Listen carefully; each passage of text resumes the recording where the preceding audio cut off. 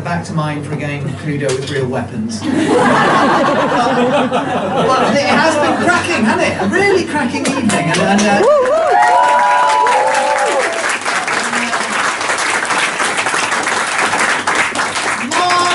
Marred only by the fact, the good news and the bad news is, the good news is, quick, before we go next time, quick, sorry for this, but just to say, just a quick update, we have raised £280 through raffle tickets. Wow.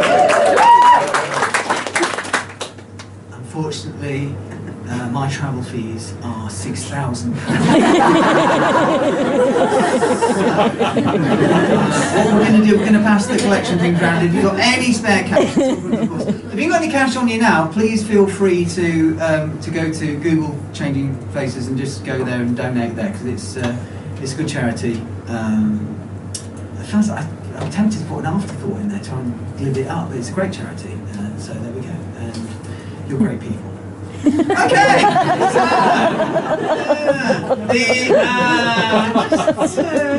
What about puppies? Anyway,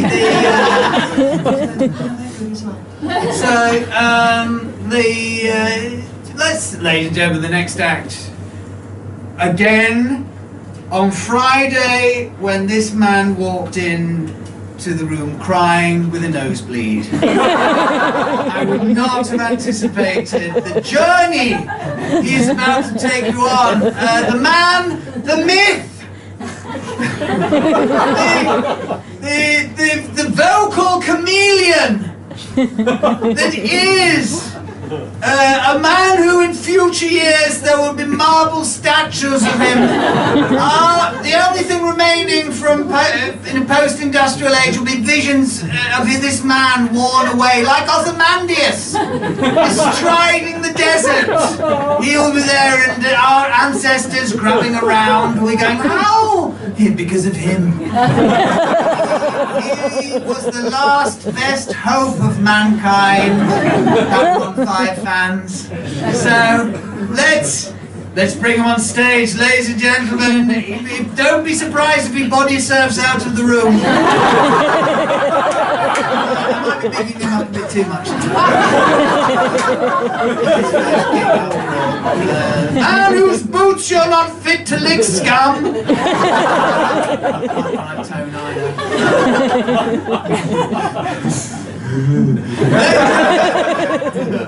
Very little sleep this week. Ladies and gentlemen, please, well, ladies, gentlemen, boys and girls, grands and granddads, anyone who's adopted, please, up on stage, the penultimate act. It is, of course, Mr. Andrew Lacey!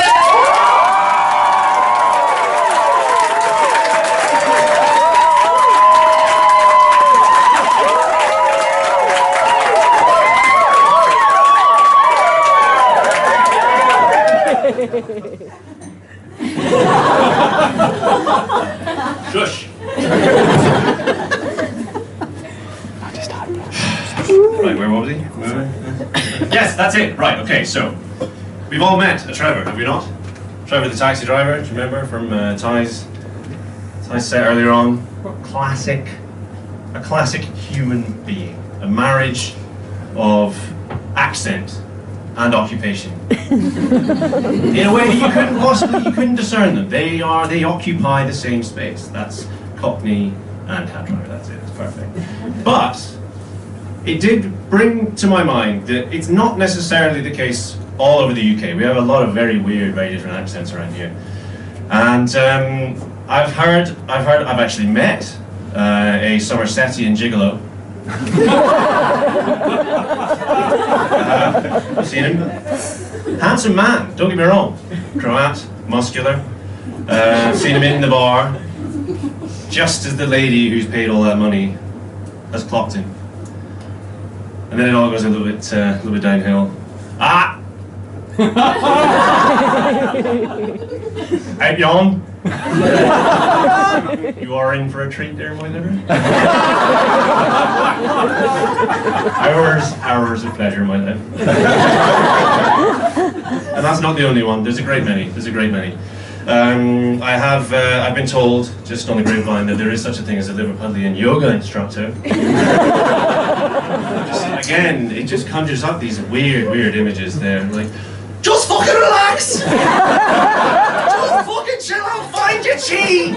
It's straightforward, just bend, soothe, breathe, everything, or whatever.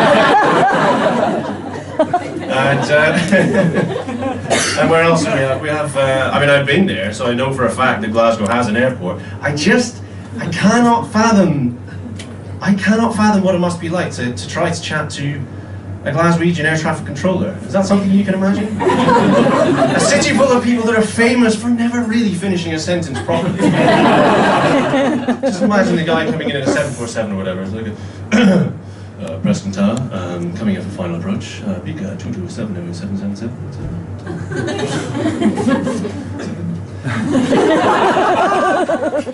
Alright, pal. How's it going, He's 43 degrees to the left, but what? Sorry, pal. No. That's just my accent, Just geese 33, fucking 33 degrees to the left, but what? Sorry, Mike. I've done it again. Right. So, just geese 33 degrees to the left, by the way. And of course the final one, well, there are a great many more, but I only have 5 minutes. This is a legitimate thing, this is a thing that happens, obviously, because it's a big city, but in Birmingham, there is such a thing as a speech therapist.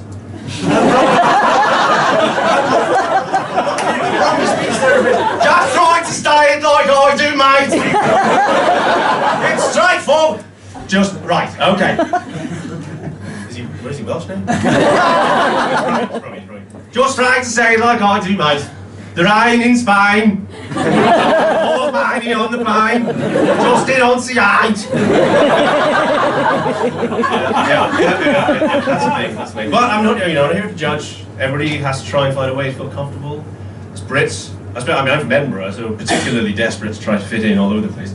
We go to great lengths to try to be comfortable. This isn't just me, I've seen other people do this as well. And I try to sort of out-polite myself.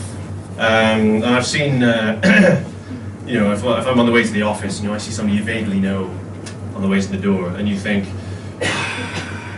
okay, friendly greeting, I will smile. I will give them a smile.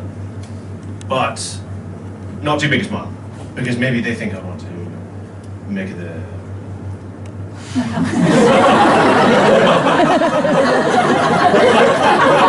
don't know, maybe. But, so you dial it back a little bit. You dial it back. You think maybe no teeth. No.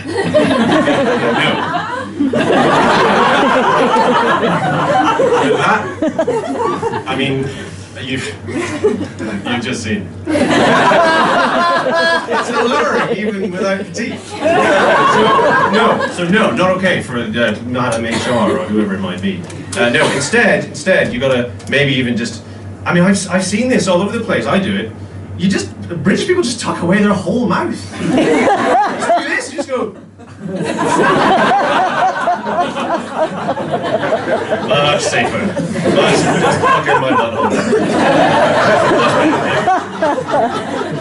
And on the way to the toilet as well, I know how to speak like a human being. I do, often, mostly. But on the way to the toilet, for some reason, I mean, obviously trying to be polite and all that kind of stuff, you try to hold the door open for people.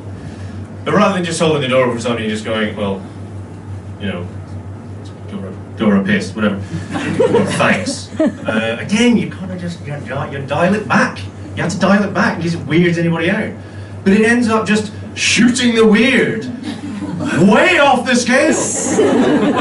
The only place in the building you can legitimately just get your dick out and not cause immediate alarm. And how do I invite them into the room?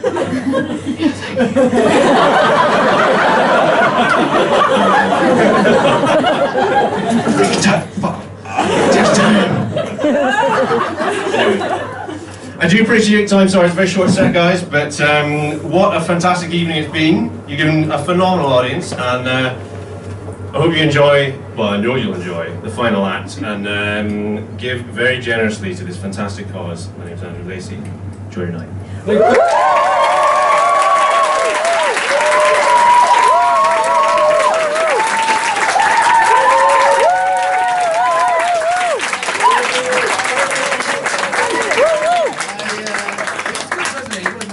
And I was going to say this after the show, but my real son.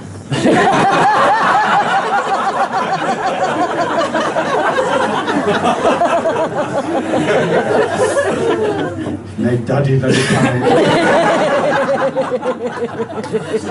He's not. I don't. Anyway, weak sperm. Let's move on. Stings. We final act, ladies and gentlemen. Final act. Are you ready for the final act? And what a lovely evening it's been.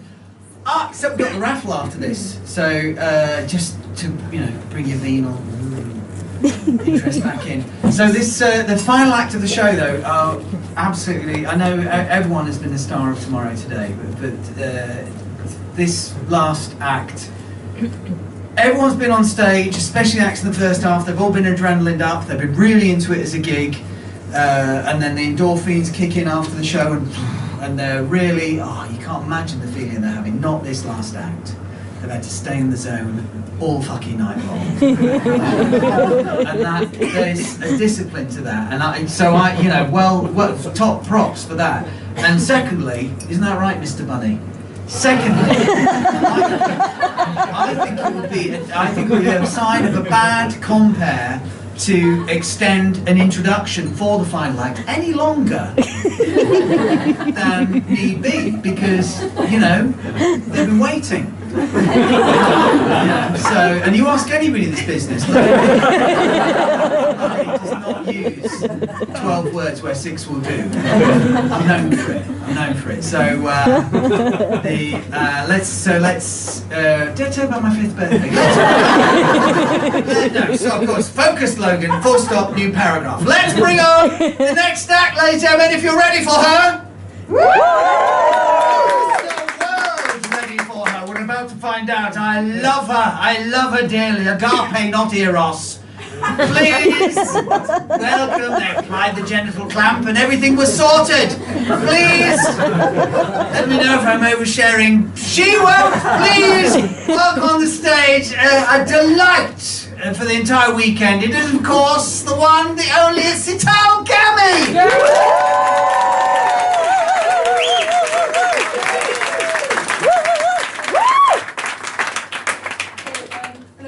So I'm a teacher, and I'm a proper teacher. I'm a high school teacher, not a primary school teacher. I just teaches the kids how to colour in. I'm actually on holiday now. Yes, one of the many holidays we get in the profession. And what I wanted to talk to you about is holidays, right? So who likes going on holidays? Woo! Right? And you're probably thinking this bitch gets all these holidays. Sorry, I can swear now, because all term I've been holding it in. So I'm going to swear the fuck out, okay? That's the reason I'm the last act, because all the young people have gone, it's past the watershed. Okay, so holidays are obviously amazing, we all chill out, we have a good time. And the whole point of a holiday is so we can get out the rat race, we can rejuvenate, we can relax, and we can be humans again. Holidays fucking piss me off. They actually get on my tits. Not that there's much to get on. And I'm going to explain to you why they get on my tits, okay? And I'm sorry for my nephew who's having to listen to this. And he decided to sit right at the front. So, to talk you through the process, hopefully I'm not the only dick who goes through this process, but it's quite a painful process. So the first point is, you have to pick a destination. And how do you pick a destination? There's so many countries, so many divisions within countries that you don't know where to go. So I've got what I think is a foolproof method. Before I used to think about, should I go to the first place Expedia throws at me? Should I go to what TripAdvisor says? Should I go ask my family? Should I ask my friends? And being a teacher, I'm like, right, I've got these little shits in front of me. So what I do is I pick like the cleverest kids, and I'm like, right, you look quite clever. Where are you from? And one of the years the kid said he's from Spain. Like, brilliant, I'm going to go to Spain. That was a brilliant holiday. Second year, I was like, where are you from? Kids from Romania. It'll do. I went there. Drinks were cheaper than Spain, though, this time. And then this year, I'm like, right, I'm on a roll here. I've got a system going, it works. Another clever kid. I'm like, where are you from? He goes, I'm from Afghanistan, miss. And I was like, what the fuck am I going to do in Afghanistan? What do you do in Afghanistan? You can't do anything. I mean, you can't even watch TV because of the Taliban.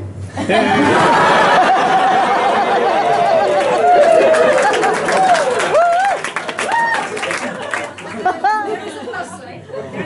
Being a teacher, there's equality and everything. We love everyone. We love all races, religion, etc. There is a plus side. You go to Afghanistan, and the ladies, hopefully, you take my advice, you're single, fucking bloke's explosive. So you want to go. So I've got the system in place now, so I've got my destination sorted. Obviously, asking a clever kid doesn't work anymore, so I need to find a new way to choose a destination. Second part, once you have finally picked a destination, is deciding on a hotel to stay. Every country has got shitloads of hotels. Even like hotels aren't hotels advertised as hotels. Some old bird's house that you end up in. There's a lot of confusion, a lot of complicated algorithms to be worked on to try and pick which hotel you go to. You can't even trust TripAdvisor these days. Back in the days you could. Now you've got all sorts of dickheads who've got smartphones who can put anything they want on there. So, for example, there's one review I read who fucked it up for everyone else who gave 5 stars, 4 stars. And it said, oh no, you don't want to go there. The service is shite. And the maid didn't even give me a hand job, even though I paid her £5. So people choose stupid things to comment on. So that's a difficult process for me to find a hotel room. Third thing that really stresses me out about the whole process is when you get to booking your seat, right? So there's loads of seats, you've chosen your class, and as a teacher you can only afford economy. That's fine. And I had to pick the seat because then they just want to add complications. They could have just given me any old seat. So they're giving you a choice of seat, and as quite a few of you would say, you need the leg room, right? You're on a long flight, and the leg room is the best seat to have with the extra leg room. The ladies will agree with me that even that extra fucking inch makes a big difference in with the extra leg room. The second problem I had when choosing the seat is thinking about if I'm in the aisle, what are the problems that can happen? If you accidentally, if you fall asleep because it's such a long flight, you're going to get the snack trolley bashing you in the head. And if that's not bad enough and fucked up your sleep, because after all that stress of booking this holiday, you actually had some rest, you're then going to get the stewardess's fat ass rubbing on your face just to So even if you walk back in, she's walking you back up. And then if you've escaped that because you had a nice slim guy with no ass, and you managed to sleep through that, you're like that shitty kid who thinks there's an aeroplane and he's going to go high-fiving your face as he's going past the plane. So aisle seats are a no-no. You need the leg room. But if you end up in the middle seat and you've got 2 overflowing people either side of you, you're pretty much fucked as well because they're going to be overflowing into you. Unless they're super fit and they've got their muscular thighs hanging out, and you actually can cop a feel, and as a lady, you can say, oh, I was just relieving the DVT from my thighs. There's a plus side to everything. There is a plus side to everything. And okay, so we've booked the seats, and we're pretty much ready to go. And it comes to the packing. I don't know how many of you pack together, or you just pack your own stuff, but if you pack with my mother, she'll stress the fuck out of me. She'll max out the luggage allowance right to the top. And she will say, we've paid for this flight, we're going to fucking max it out. She'll pack a tent in there, even though she's going to sunny Spain, just so she can max out the allowance. And I'll be like, Mum, why are you packing a tent? She goes, I'm using up my allowance. And I'll give you an example of how my mum maxes out everything she can. When we go to Pizza Hut for a buffet, she'll sit me down and she'll make me eat 3 times more than I can actually handle. Then when I say to her, Mum, I'm quite full now, she'll be like, you've got 5 minutes left until buffet closes, you're going to eat that. Skinny bitch, you're going to eat that. So the packing is quite stressful for me as well. And then once you've got over all that, you reach your destination. I mean, you've made it. You've done all the foreplay and you've reached the climax. And you get to your destination, and sod's law, because you've been through all that stress, now you're relaxing, you fucking get ill. Right at your destination, it's 11, 12 o'clock midnight, pitch black, and because the dickhead on TripAdvisor lied to you, you're in a hotel that's middle of nowhere. So there's no pharmacy to be found. And you need the anodine. The anodine is actually going to cure you and help you sleep. So you're walking around, dicking around, looking for that pharmacy, and you eventually come across one after walking for God knows how long. And the anodine is at extortionate prices. I mean, Jamal from around the block sells weed half the price of that fucking anodine.